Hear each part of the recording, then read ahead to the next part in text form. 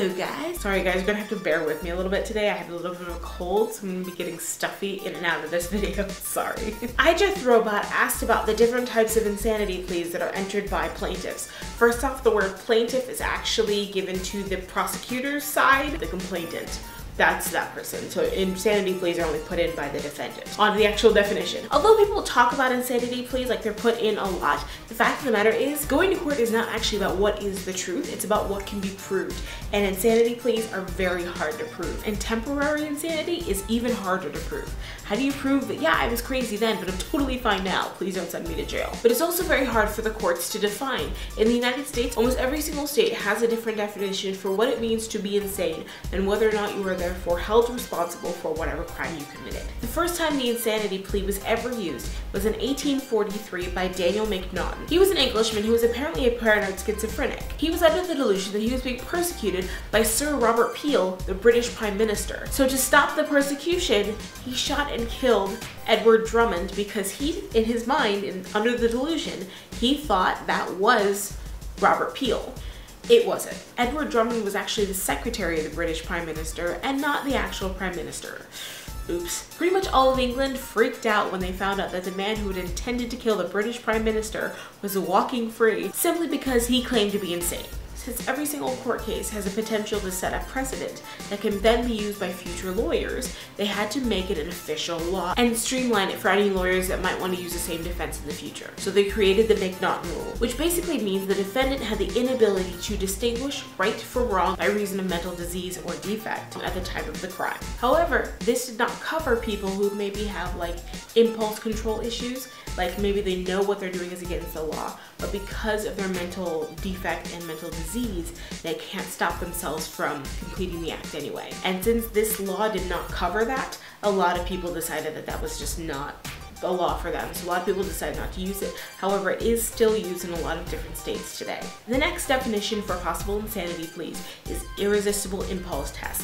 This is the one that specifically covers those people who know that what they're doing is wrong, but they can't stop themselves because of their mental issues. Since this test failed to actually create a very specific idea of what is mental disease and defect, a lot of people think that it is missing certain things and so it has a certain bias one way. So they kind of use each as an amendment to each other, the Macnaghten rule and the irresistible impulse test, just so that they feel that they have an absolute rule that encompasses everybody who may commit a crime and is also mentally ill. Next we have the Durham rule. The Durham rule is also called the product test. What that basically means is that it's up to a psychiatrist to define whether or not them committing that crime was a direct product of them having a mental illness. The problem with that though is it basically just goes to the psychiatrist's opinion, and it's supposed to be the jurors who decide these things, not a psychiatrist in an office. So therefore it was overturned and is not used by most places around the world, and especially not in the United States, except in New Hampshire, which basically means that if you are in New Hampshire and you commit a crime and you can convince a psychiatrist that you were insane at the time, you're off scot-free.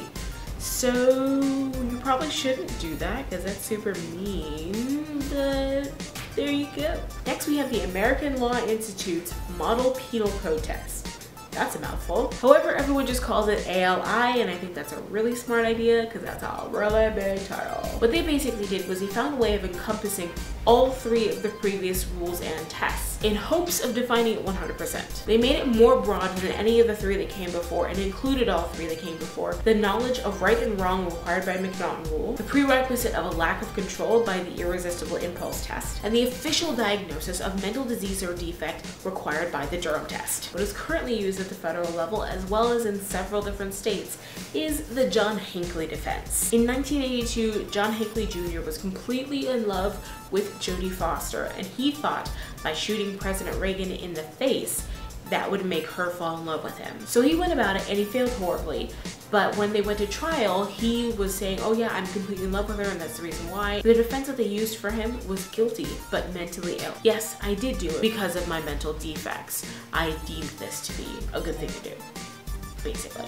And he went to a mental hospital, which he needed to be in. The only thing that has really changed since 1982 is that because of that case, the burden of proof is actually on the defendant. Previously, it was on the government to prove whether or not this person was crazy, but now it's on the defense. they're the ones who have to stand up and say, okay, well, I sent him to psychiatrist A, B, and C, and they can absolutely 100% say that this guy is crazy, and that's why he did that. There's a link below if you want to read up a little bit more on this, and like I said, several different states use different versions of these laws or different combinations of them to prove insanity in their courts, except for Idaho and Kansas, who don't think that insanity is a reason to get off for something. So you literally cannot put in insanity, mental disease, mental illness, mental defect in those courts because it's not accepted at all.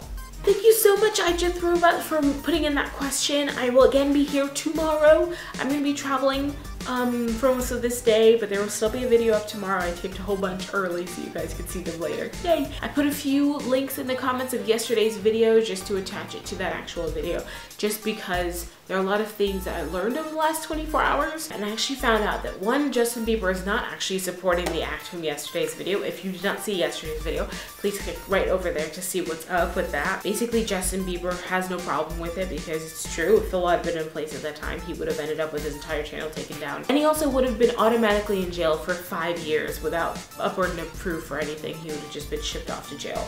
So like I said, the internet's pretty much gonna die if this thing actually comes in, because the number of people who use just little things like a little graphic or a little picture in your video, if someone finds it, you're in jail for 5 years, no questions asked. Craziness, right? Scary. So a bunch of links to check out in that video, so please check that out. Also, for people who are saying, oh, that's in my entire channel, I would have to take everything down. You don't actually have to. According to American law, if you committed a crime yesterday and today they made it illegal, they cannot hold you liable for something you did in the past. But it wasn't a law then. You were not held up to the same standard. So even if you have a million things up on your channel right now, they cannot send you to jail for those things. I've also got Hipster Chicken up today, and I'm a little smashed in it. So enjoy that. Drunken me. That's gonna be fun. Please remember to like and favorite, and you guys, your faces, they just rock. Your absolute scoops are beautiful. I love you guys. Bye.